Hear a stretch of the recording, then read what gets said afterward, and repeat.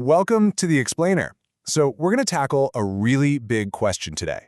How in the world are we supposed to read and understand a text that's like 3,000 years old?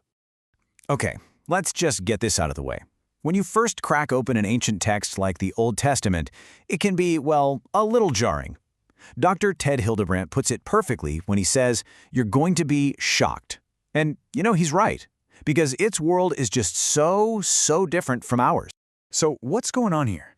Well, the main problem is this massive gap. I mean, we're talking about events from even 4,000 years ago. That isn't just a time gap, it's a canyon. A huge chasm of culture, language, and just a completely different way of seeing the world that separates us from the people who first read this. So, the big question is, how do we bridge that gap?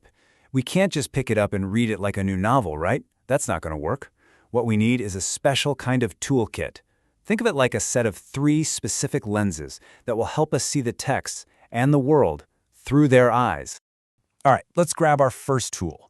This is the cultural lens. And the whole idea here is pretty simple, but it's absolutely crucial. The text was written for them, not for us. And their culture, man, it was radically different. And what's so interesting is that the text doesn't try to force some alien way of communicating on its audience. No, it meets them right where they are. It uses their language, their customs, their ways of talking. It's adapted to them. Okay, poetry is a perfect example. For us, poetry usually means rhyming words, right? Cat, hat, bat. But ancient Hebrew poetry, it rhymes ideas. It's a technique called parallelism. So you get a line like, the heavens declare the glory of God. And the next line echoes it. The skies proclaim the work of his hands. See? Heavens rhymes with skies. Declare rhymes with proclaim. It's this beautiful rhyming of thoughts. And honestly, you'd completely miss that if you weren't looking for it. Okay, next up in our toolkit is the geographical lens. Now this is a big one. You have to understand that in the ancient world, geography wasn't just, a pretty backdrop for the story. No. Wait, it was an active character. It shaped everything. Meaning, identity, the whole shebang. Yeah, you could almost say that geography itself is a language in this text. Where you were from said a ton about who you were.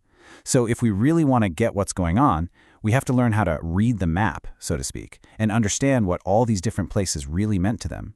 I mean, think about it in our own terms, right? Someone from the hills of Tennessee probably sees the world a bit differently than someone from, say, downtown Boston, or New York City versus rural West Virginia.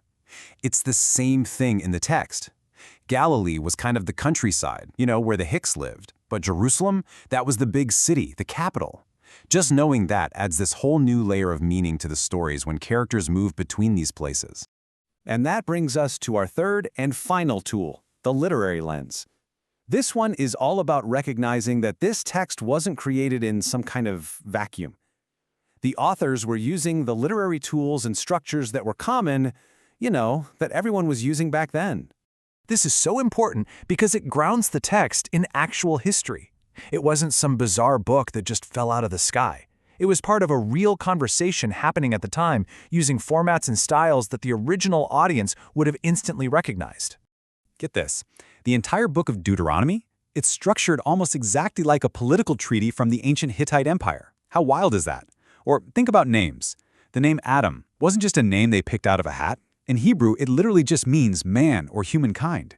They were embedding meaning right into the literary forms of the day. All right, so we've got our 3 lenses: cultural, geographical, and literary. And I get it, that might sound like a lot of homework. Which brings up a really important question. Why? Why go to all this trouble? Well, Dr. Hildebrandt has this fantastic analogy that really clears it up.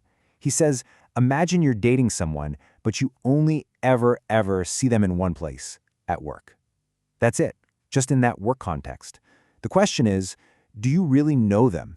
The answer is of course not. You really get to know a person by seeing them in hundreds of different situations, right? How are they when they're stressed out? How do they act around their family, at work, at play, with their friends? Real, deep understanding only comes from seeing someone in all these different contexts over time. And that is exactly what a text like the Old Testament is doing. It's showing you its central character, God, interacting with tons of different people in all kinds of situations across a massive time frame. We're talking 1,500 years. So you see, the payoff for using these lenses isn't just about being a good student. The goal is to get a truly complex and nuanced picture. It's about challenging our own simplistic ideas, what Dr. Hildebrandt calls our idols of the mind, so we can get a much deeper, richer understanding of who this character is. And when you start to see things this way, a bigger picture starts to emerge, a certain worldview from the text itself. And one of the biggest ideas it puts forward is this concept of design. And it uses a really simple analogy to get us there.